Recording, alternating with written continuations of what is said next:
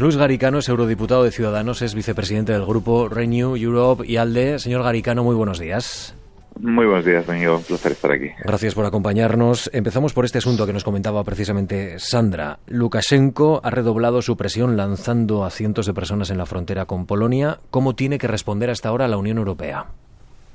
Bueno, estamos viendo una situación muy parecida en Bielorrusia a la que organizó Marruecos. Es el uso de vidas humanas como arma de política exterior, es verdaderamente algo terrible, y Europa tiene que responder de una manera que combine el humanitarismo con las personas, con la fuerza con respecto a Bielorrusia. Tenemos que ser claros que aquí lo que está sucediendo es que Bielorrusia está importando personas para poner presión y para luchar contra las sanciones con ayuda de Putin, porque Putin verdaderamente está detrás de la escalada de precios de gas y está detrás de esta escalada, y Europa tiene que responder demostrando que no estamos aquí para que nos empuje a su placer el señor Putin.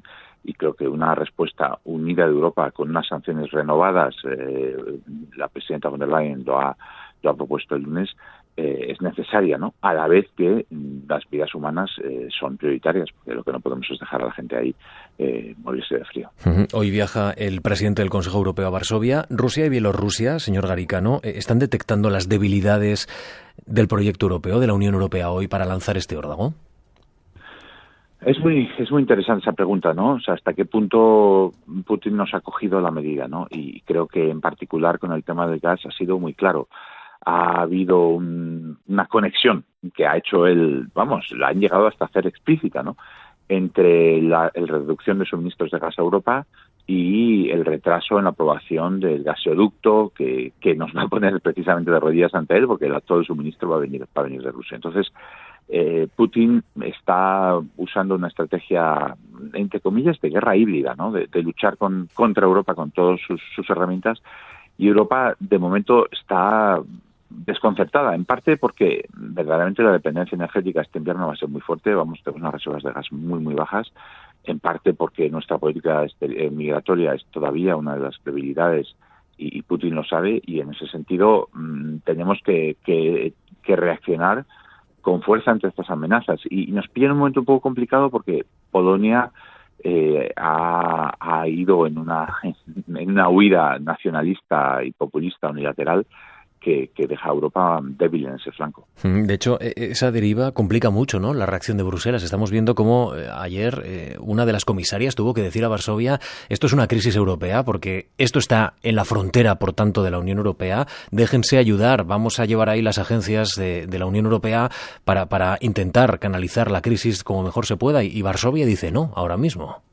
Efectivamente, los países bálticos sí que han aceptado la ayuda de la Agencia Europea de Fronteras de Frontex, pero Varsovia, en parte por orgullo quizás, y en parte porque no quieren perder el control, porque piensan que van a tener que respetar ciertos derechos y ciertas obligaciones europeas que ahora no están respetando, se han negado a permitir, a solicitar esta ayuda o a permitir esta ayuda que Europa debe aportar.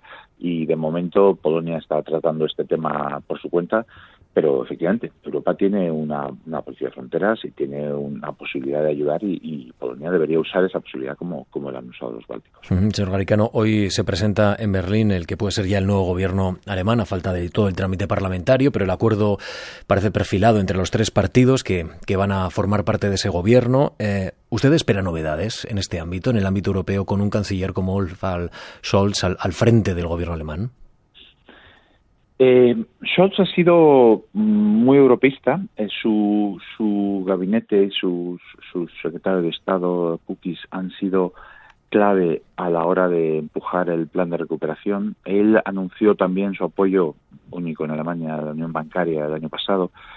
Los verdes son europeístas, los liberales son europeístas. Creo que puede ser un gobierno que haga avances en la integración económica europea. Para mí sería clave la unión bancaria, que está estancada. No tenemos un seguro de depósitos europeo común y sería muy importante. La posibilidad de un instrumento europeo común parecido al mecanismo de recuperación, pero ya permanente, no solo para estos 7 años, sería clave, con un tesoro europeo común. O sea que hay posibilidades ahí de un gobierno que avance Europa. Ahora, también hay un riesgo, ¿no? En el sentido que, bueno, un ministro de Finanzas que pueda ser más exigente para compensar con un gobierno más europeo, más abierto, digamos, no es algo imposible. Yo creo que nosotros siempre nuestro interés aquí como país, España, es hacer nuestros deberes, no está nunca al albedrío de los que nos prestan, ¿no? Sino que cuando uno tiene autonomía, porque uno hace las cosas bien, no tiene que estar pidiendo favores, y España, pase lo que pase en Alemania, tiene que ir por una senda presupuestaria, etcétera, sostenible.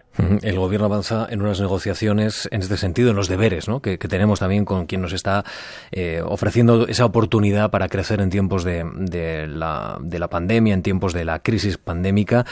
Reformas importantes en el diálogo social, reformas importantes también en el ámbito laboral. Le voy a preguntar primero por el diálogo social. ¿Qué opina de esa subida de las cotizaciones sociales en 0,6 puntos para financiar la hucha de las pensiones que plantea el ministro Escrivá? ¿Está bien orientada, en su opinión? Bueno, estamos hablando de un déficit probable de 40 a 50 mil millones de euros al año y el ministro está hablando de 6.000. Entonces, por un lado, no está haciendo nada para corregir ese déficit, o sea, es muy poco con respecto a lo que va a ser el déficit, y por otro lado, está inclinando todo el rato la balanza del lado de que los jóvenes y las personas que vienen detrás apoquinen y se aguanten. Y eso no es justo. O sea, el sistema de pensiones ahora mismo no es sostenible y, bueno, el ministro Escrivá está enseñando un poco la patita y diciendo habrá que pagar más. Yo lo vengo diciendo con este sistema, bueno, y un vídeo que recomiendo a los oyentes que pueden ver en mi cuenta de Twitter sobre pensiones, explicando cuál es la situación real del sistema, y me temo que no es sostenible simplemente con esta subida, y que la subida lo que anticipa, como los sindicatos han indicado, son subidas mucho mayores. Y España tiene una imposición muy elevada a los trabajadores, contando con la suma de lo que pagan ellos, lo que paga la empresa y lo que pagan por IRPF, cuesta mucho emplear en España. Y si lo hacemos todavía más caro, tendremos más paro juvenil, eso es indudable. Pero, señor Garicano, ante el déficit del sistema de pensiones hay dos vías: o se actúa sobre la dotación de la prestación, es decir, se reduce la prestación, o se aumenta el ingreso, o cabe una tercera vía. Yo creo que las vías que parece que sí que están funcionando bien, que pueden ser el posponer la edad de jubilación a medida que se alargue la esperanza de vida, para que no se alarguen excesivamente las prestaciones, ¿no? Creo que eso la sociedad lo ha aceptado bien. Quizás hay que hacerlo con diferentes empleos de diferentes maneras. Para mí, de una manera voluntaria siempre es posible, es decir, habrá gente que quiera seguir trabajando más tiempo y eso debería poderse hacer y poderse compatibilizar con la recepción de la pensión. O sea, habrá gente que quiera recibir una parte de su pensión y trabajar pues más allá de los 65, más allá de los 70, y bueno, lo que haga falta. El presidente de Estados Unidos va a trabajar a estos 80, ¿no? Entonces, yo creo que el considerar que las personas podemos tener diferentes necesidades y darnos esa posibilidad, me parece que sería una muy buena vía adelante. El Gobierno hoy presenta a los agentes sociales las nuevas propuestas de flexibilidad ligadas a los ERTE. La reforma laboral, nos dice, entra en una fase delicada, pero, señor Garicano, ¿cómo se consigue eso que nos dice Bruselas? Reducir la temporalidad y luchar contra el paro juvenil. ¿Hay que actuar vía contratos? En fin, ¿qué mapa? ¿Cómo se puede actuar sobre esta situación? Sí, hay dos herramientas básicas, ¿no?, que son los contratos y la negociación colectiva. La negociación colectiva tradicionalmente en España, y eso fue lo que intentó cambiar la reforma del 2012, no daba casi flexibilidad interna. Era muy difícil adaptar la situación de la empresa a sus problemas en un momento dado.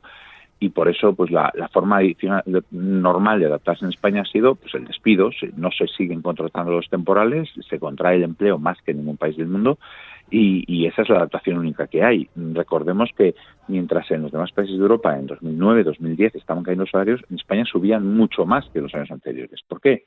Pues porque la negociación colectiva no se adaptaba a la crisis real que estaba sufriendo todo nuestro tejido productivo. Entonces, por eso se hizo aquella reforma, y por eso hablar de derogarla es una locura que yo creo que la Comisión Europea ni la propia España debería aceptar, ¿no?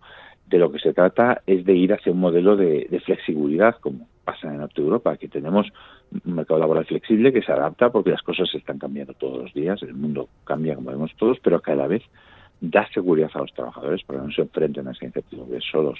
Y eso supone una negociación colectiva que permita esa flexibilidad interna, que permita esa adaptación dentro de las empresas, las condiciones, y a la vez mecanismos de protección, como por ejemplo la mochila austríaca, de los trabajadores que no incrementan la rigidez del mercado, ¿no? Señor Garicano, hoy el presidente del Gobierno comparece en el Congreso de los Diputados y va a hablar fundamentalmente de la cumbre europea, pero hay otro tema que va a estar muy presente, que son los altísimos precios de la energía y su impacto también en la recuperación económica de nuestro país.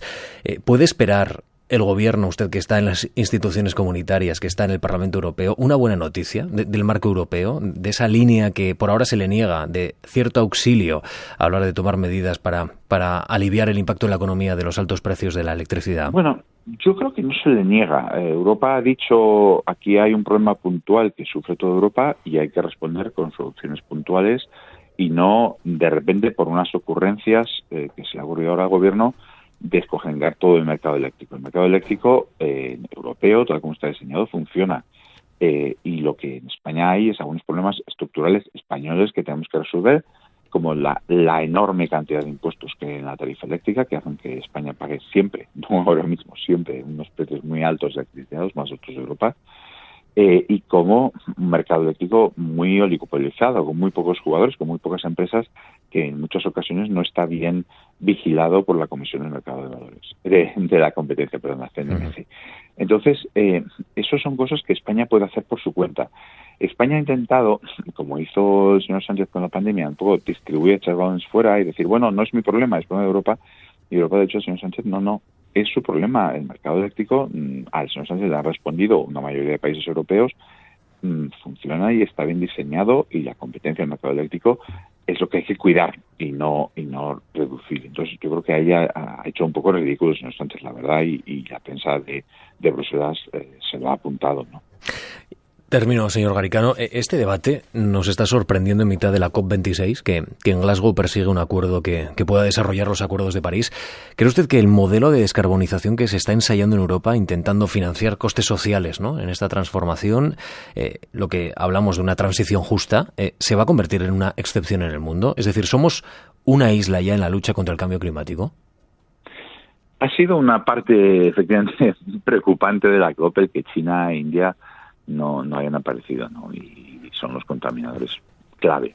Yo sí creo que el mundo va a avanzar en esta dirección. Europa lo está liderando, Europa ha decidido liderarlo.